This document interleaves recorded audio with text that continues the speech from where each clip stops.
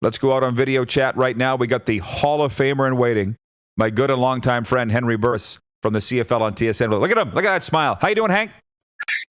Hey, Rod. How's it going, big man? Good. I've not talked to you since this all went down. I got this as day 62 today of the pandemic, but I saw the photo of your smiling family. It seems like the Burrises are doing as well as expected here. Yeah, we're doing good. I mean, of course, our boys, both 14 and 11 now, they're about to beat each other up, because, of course, they're missing their friends and missing their busy schedules with hockey and basketball and the different sports that they play. But you know what? It's all about spending time with the family. That's the silver lining within all of this, because when we return back to reality, we're going to be busy like normal. But right now, it's all about staying safe, enjoying this time together, and working on things towards the future focused on right now. I can't imagine your thoughts when you saw the story that one MP doesn't think American players should be subject to government aid in the CFL. What did you think immediately? Well, I thought that when it comes to document, that person has no idea what they're talking about when it comes to sports, because, I mean, it's happened on both sides, whether you're talking the NFL, possibly the NHL, but there are a lot of Canadians who play in the States who are Canadian, who will get paid and receive even their portion of their salary, depending on what comes out of the agreements between the league and the Players Association, which is taking place currently with the CFL and the CFLPA. But initially, when I looked at it, I'm thinking the fact that, seeing myself as an American who does live here in Canada, has two kids that are Canadian, I've invested into this economy from coast to coast, and to know that this country has done myself, my family, so many wonders. It's done the same for so many other players. But to say the fact that you're not going to pay current assets to this league, the reason why over $2 billion in economic investment happens from coast to coast because of some of the certain players and their names that come up here and pretty much pay taxes, invest into charities, into their communities, which bring in even more of an influx of money into that given community. To say that these guys don't deserve anything, to me, is blasphemy. You need to do your research before you come to that conclusion, because at the end of the day, when you see that they're taxpayers just as Canadians are, yes, they probably shouldn't deserve their entire salaries, but there should be a percentage that is given to the players to help them get through this difficult time, because we need these assets when football does return. Well, Mike Riley very quickly came out and said he's paid taxes in this country for a decade. Henry, you have literally paid millions in taxes. We should call you Smiling Bank, not Smiling Hank. So, but the thing is, with politicians, I've lost a little faith in some, with the fact that this guy said he was a CFL fan, Peter Fragicatos. How much of a fan could you be if you don't realize over half the players are American? Now, you're in Ottawa, so what are the people out there saying about the CFL's future? Well, I mean, people want football here because they understand just the ramifications, not only on given weekends at TD Place, watching the Red Blacks play and just enjoying the atmosphere, but giving people something to look forward to. I mean, it's almost like taking a vacation each and every weekend in your very own city. But I mean, I think when I talk to people, they said, look at Lansdowne Park. Look at the Glebe, look at Bank Street, all those businesses that have even achieved more success and been able to expand at more job opportunities for people who live in the city, and really expand the economy and grow it here locally. It's because of Red Black games and all the different events that take place at Lansdowne Park. But the thing that people fear the most out here is, what would this look like in 5 years without that economic structure there in place, filling the stands with people there, or at least with something taking place to give people something to look forward to? Because mentally, a lot of people will suffer mental health wise, but also economically in those businesses. How many of them would still be viable in 5+ years from now if there's no football team to cheer on and really get that influx of crowd support and fan support? Oh, Henry, you are singing from my hymn book today. You absolutely are. Viewers are writing in. John in Vancouver wants to know, Henry, were you ever close to becoming a BC Lion?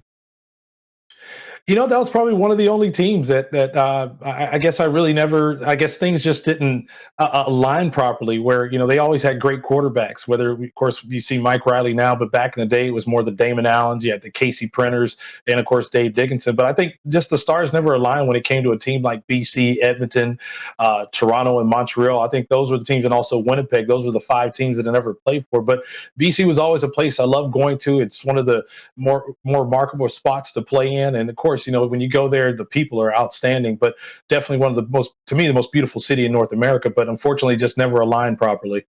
Our intern Alan writes in, the Asian sensation, Alan Lee. He says, hey, Mr. Burris, What is the hardest defensive player that you ever dealt with? And before he answer, AC said his was Les Brown, who picked him off. It was Les's last ever interception. He's the pick leader, as you know. And AC signed it and said, "Never again, Anthony Calvillo," and he gave him the football. Was there a guy that picked you off more than anybody else? Edmonton Eskimo corner Malcolm Frank. I used to hate him back in the day because, I mean, the guy was just so cagey, such a great veteran. And I think just getting picked by him on numerous occasions prepared me for the future. And I say when it comes to up front, Cam Wake was always that guy. And I don't think Cam ever really sacked me, but he was always that guy that just gave you headaches because you had to put so much worry into him. But also, I got to give it up to John Chick. I mean, John Chick and Stevie Bagg, John Chick. I mean, that guy always brought it. And to me, he was always a thorn in my side. So if there's one guy that we can all relate to here most recently, it was definitely John Chick. So here in Ryderville, this is we chat about with my boys. They said, like the RPO, all the rage. Hank, you were doing it in Calgary way back in the day. And they said, you burnt Chick all the time. And John would come back to the sidelines and like, he got me again. Like when this is all the rage, right, with RG3 and the guys that are doing it. Did you ever watch those games and go, we were doing it in Calgary? Exactly, because even now when they talk about the NFL game and how much it's transcended beyond its time, I'm like, hold up. Kyler Murray, Baker Mayfield, Russell Wilson, these are all CFL quarterbacks if you come out when I did. I mean, yeah, we threw for a lot of yards in college, but using our running ability just helped put more pressure on the defense. But now teams are starting to spread things out like a league I know, and they're starting to throw more underneath stuff with Julian Edelman, who plays for a team and a quarterback who's having success, who his offensive coordinator used to come up to the CFL during training camp and steal a lot of the concepts that we were doing up here as far as in Josh McDaniels. So a lot of the things you're seeing in the NFL and in college football, it all started here in the Canadian Football League back in the 90s, running the RPO, running the lookies over the middle of the ball when linebackers are over aggressive, trying to plug in different holes and stop the run. All of a sudden you get those guys in behind like they do with Gronkowski and company. But everything you're seeing in the States for the game that's so great, it all started in Canada. And that's why we need to save the CFL. Listen, when we have to start this Save Our CFL, Hank, you're the first call I'm making, by the way. The telethons we're going to do, it's going to happen. By the way, Stacy give me a call. Yeah, Stacy Mulligan says, Hank, sorry to boo you so much. I didn't know what all went down with you here. Are you hearing more of that? Since the words got out, you know, it's been 15 years, but people are starting to turn because now they're hearing the real story. It's funny how the last dance with Michael Jordan is really bringing so many memories for me back, and and I think that was one of them with his whole run-in with Jerry Krause and Scottie Pippen. Just, you know what, the truth finally came out. Now people know. But you know what, for me, I think one of the greatest things. Of course, I wanted to be there, but you know, it is what it is. And the thing I always told people, and especially behind me on the east side of old Taylor Field, I said, hey, you can boo me, call me anything you want, but you better meet me for an original 16 after this. And you know what? I used to love those times, used to love dealing with the fans. But you know what? I think even when I went to Calgary, that took the CFL to a level that I still have of intensity that I still haven't experienced ever since then, because I don't even think the Riders Calgary rivalry was the same as it was until we made that eviction and went west to Calgary.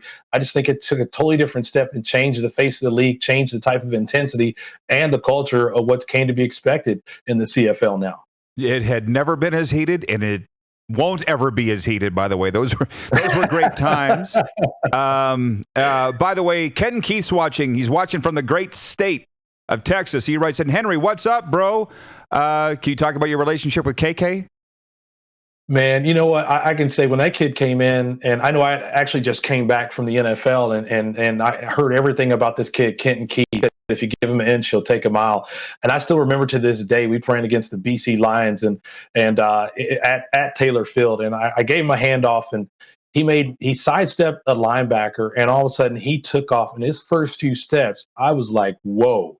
And he ended up running for like a 50-something yard touchdown run off of an RPO, and me just carrying out my fake. I'm thinking, okay, get ready for the next play. Well, maybe not. I mean, this kid was one of the most electrifying athletes I've seen in all of football. And there's so many players now down in the NFL that are called third down backs that are just like Kenton Keith now. But he was one of the originators of those types of guys that made the game what it was and helped change the face of the game. And honestly, an outstanding guy. And it's just great to see him grow over the years and now doing very successful down in Texas, training people and doing so many different things investment wise. By the way, this is why if there was a show like this back in 2005, you could have told your story here. This is why I think this show's so successful, is that the players come on and they know that it's safe. They can tell their story. There's no threat of above. I think that's one of the reasons why the players have gravitated it so much. One more, Hank. Listen, you could do shows and answer questions for days and days and days, but here's one from Jason in Red Deer. He says, "Hey Henry, prediction on how Brady will do in Tampa Bay." If you're watching what MJ went through in Chicago, you must be thinking about what Tom went through in New England and the parallels to your career. Oh, man. I mean, there's so many questions about what happened in New England, and I think we're going to see how this all works out with Jarrett Stidham and Bill Belichick and company. I mean, I'm thinking you go from Tom Brady to Jarrett Stidham. There's a guy named Cam Newton still out there who you might want to give him a call and just see how he's doing and try to get a deal done, because at some point you're going to have to.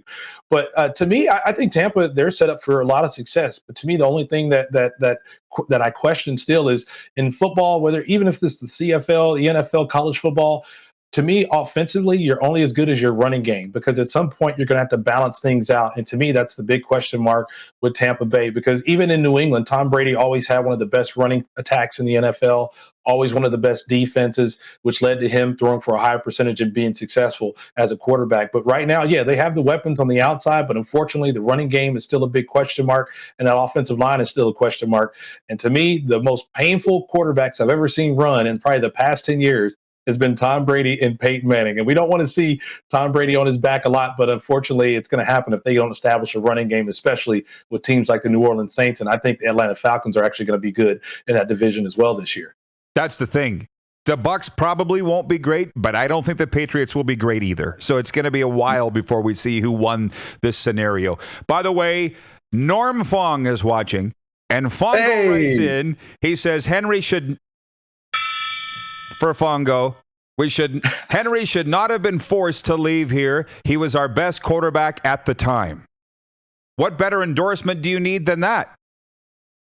Hey, Fongamania is my guy, man. I used to love coming in, him and I having early morning talks as we were the first people in the building getting ready for quarterback meetings and putting together tape. But, it just goes to show you, one of the things I always tell people is that, to me, it's not about the championships. It's about the people that you touch and the people that you impact along your journey and the friendships that you make. And to me, that's the one thing that you take away, just like yourself and myself, Rod, and so many great people there in Regina. And of course, having Normie there, man, we had so many great times and so many great memories. And whenever I see all the guys there, we always hug and start to joke and tell a lot of stories. And I really look forward to it again. I just can't wait till reality gets back to life so we can get back to doing the things that we love to do. Oh, no doubt. And those were some great times. Hank, stay safe, my friend, and let's do it again. Look after yourself.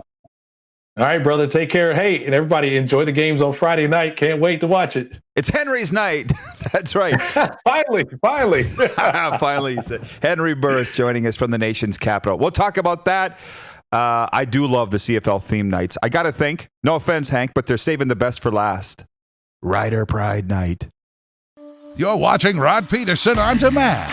For more of The Rod Pedersen Show, visit rodpedersen.com or follow Rod Pedersen on social media.